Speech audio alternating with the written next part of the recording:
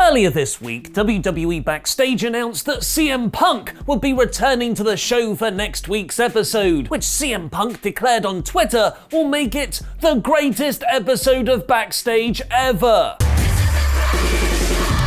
But his next appearance on WWE Backstage might not be the only CM Punk return confirmed, as he's made his latest, likely trolling tease that his in-ring career isn't over. After Backstage announced Punk appearing on next Tuesday's episode, Fight asked fans on Twitter about their favourite CM Punk moments of all time, to which Punk himself responded, writing TBD. Which isn't just the title of your new indie promotion, TBD. It's also to be determined, implying Punk believes his greatest moment is yet to come. CM Punk hasn't wrestled since 2014, when he walked out of WWE after the Royal Rumble match, unless you count the several appearances he's made at indie shows wrestling under a mask, which I don't, because if we started counting everything we do under masks, my eyes wide shut fetish parties are gonna be pretty exposed. What is your favourite CM Punk moment? Let me know why it's the time he pooped his pants in the ring in the comments down below. Pooped in the ring, there's so many layers there, because I'll be replying to people from out of my car while I'm driving 30 miles to check my eyesight is okay. Speaking of shock returns segue, this week's Raw saw the long-awaited return of fans at WWE shows.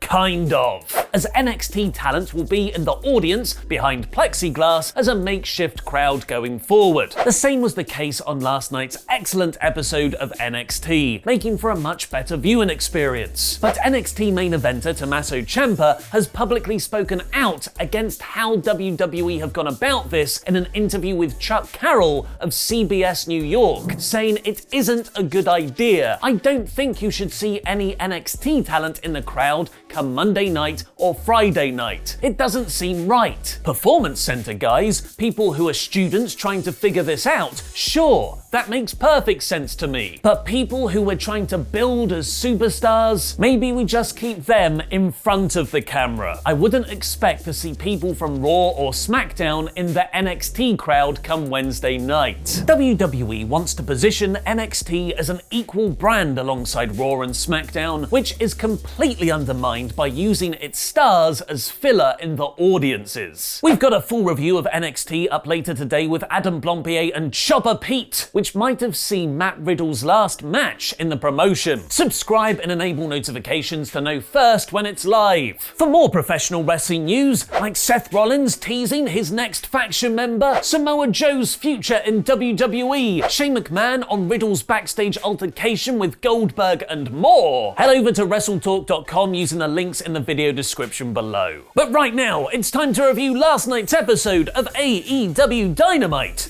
in about 5 minutes. Thanks for your support on Patreon. Jam that jam, Josh. After a recap package of the excellent Double or Nothing, Dynamite cold opened on the Inner Circle backstage trying to figure out what to do with the truckload of Stadium Stampede champion shirts they had rather optimistically over-ordered prior to losing the match. Oh, wrestlers, you with your merch. Get your Piledrive COVID-19 shirt at WrestleTalkMerch.com now. The show kicked off with a really fun 6-man tag between Joey Janela and Private Party against the Young Bucks and a gimmick-shifting elite Matt Hardy. I'm really enjoying Matt leaning into the split personality angle of his broken character, as just 100% broken Hardy can become overbearing. Unfortunately, Mark Quinn appeared to suffer an injury near the end, where the Bucks had to rush to the finish, reminding Hardy he was the legal man, who helped Quinn to the back after the match. Hopefully this was an angle though, just to get Matt out of the ring for what was coming next. Firstly, a standoff with the Butcher and the Blade, who'd got hit by some not so friendly superkick fire during the match, and then finally the Revival, now called the Revolt, now called FTR, making their AEW debut by driving into Daly's place, which was much cooler than Cody just accelerating 6 feet into a barricade. After years and years of fantasy booking, we finally saw the former Revival square off against the Bucks. They teased going at it right there, but Dax and Cash beat up the Butcher and the Blade instead and walked off. This was spine-tingling and masterfully booked with multiple red herrings. Brian Cage squashed Lee Johnson next, which was followed by Taz challenging Jon Moxley for an AEW World Championship match at Fyter Fest. Britt Baker picked up a scary injury last week and had to be pulled from the Double or Nothing card as a result. But rather than just have injured people disappear, AEW saw this as an opportunity to get Britt even more heel heat. As she was pushed on stage in a wheelchair by her helper, the former Rebel from Impact, to say there's a conspiracy theory against her in the women's division, with the common factor being 5G,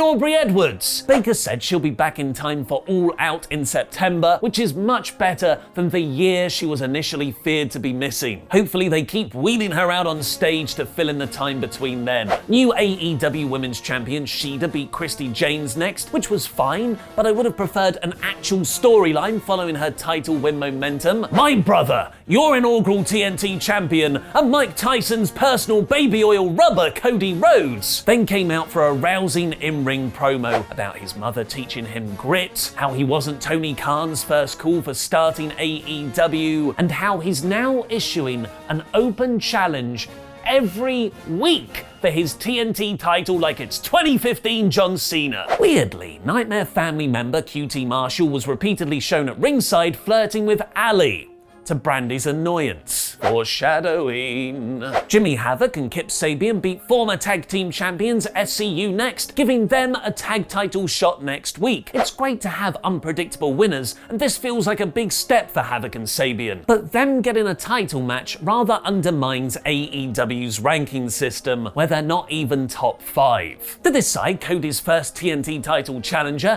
MJF, Warlow, all of Jurassic Express, Sonny Kiss, Colt Cabana, Luther, Christopher Daniels, Peter Avalon, Brandon Cutler, Orange Cassidy, and even Billy Gunn competed in a battle royal. There was some nice building details to this match, like Cassidy being attacked by the Inner Circle after he annoyed Jericho earlier. A Jericho versus Cassidy match would be so much fun. And Cabana being handed a Dark Order flyer after being eliminated. Following a big meaty clash that saw Warlow eliminate Luchasaurus and Gunn, it came down to MJF, Warlow, Jungle Boy, and Orange Cassidy, who's still in it. Cassidy eliminated MJF, he teamed with Jungle Boy to get rid of Warlow, and then Jungle Boy hit a very cool Hurricane Rana over the top rope to eliminate Orange and win. This was really good, but I feel like AEW missed the real story here. Jungle Boy should have beaten MJF at Double or Nothing, and then somehow also won here. I get that MJF is undefeated, but I think a far more compelling long-term story is how Jungle Boy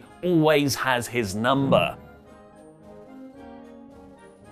And the main event saw a pep rally for the defeated Inner Circle, a classic Jericho segment, one which starts off with a comedic and over-the-top celebration to turn into an actual serious angle building a money match, just like the Festival of Friendship. The pep rally part was one-liner after one-liner. Vicky Guerrero introduced the Inner Circle with cheerleaders, Jericho spinning the over-ordered t-shirts as free babyface but actually heel gifts to the audience, Sammy getting them all participation trophies, Jericho getting Sammy his own scooter to replace his crutches, Ortiz getting earphones to stop the bell ringing in his head, and Jake Hager trying to deliver a sweet poem but ended up saying he's going to murder everyone. I love the expanded Inner Circle lore. The Outer Circle. But when Sammy unveiled their cheese and a little bit of the bubbly platter, there was no little bit of the bubbly to be found, as it had been consumed by Mike Tyson and his gang of terrifying legit MMA fighters, including UFC Hall of Famer Rashid Evans, MMA fighter Vitor Belfort, and Henry Cejudo, who had only just retired, vacating his UFC bantamweight title the other week. Tyson's name alone would have been enough, but their combined force just made the whole angle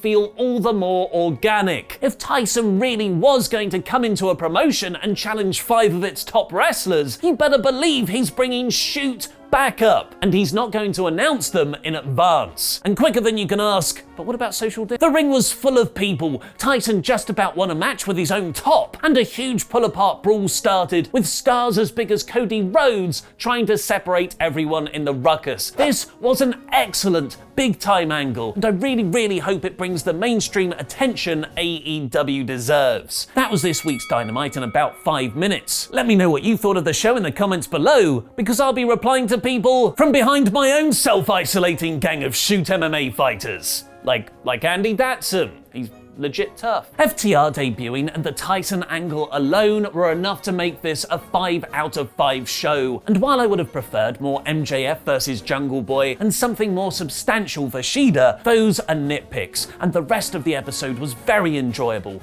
This week's Dynamite is all elite. Unfortunately, now I have to apologize for an error I made in yesterday's news, where I said our sponsor for that episode, Surfshark VPN, would give you 83% off and 1 month free if you use our promo code WrestleTalk. I brought great dishonor on myself, because actually, you get 85% off and 3 months free. That's even better! Click the link in the video description below and use the code WrestleTalk when downloading Surfshark VPN, as it doesn't just secure your internet browsing, lets you access sites from all over the world, it also helps support us here at WrestleTalk. Would Eric Bischoff have hired Vince McMahon to be the general manager of Nitro if WCW won the Monday Night Wars? Find out in our brand new interview with Bischoff himself by clicking the video on the right, and watch a clip of me and Luke reviewing NXT Unstoppable 2015 by clicking the video below that. Become a WrestleTalk Pledgehammer on Patreon to listen to the full show.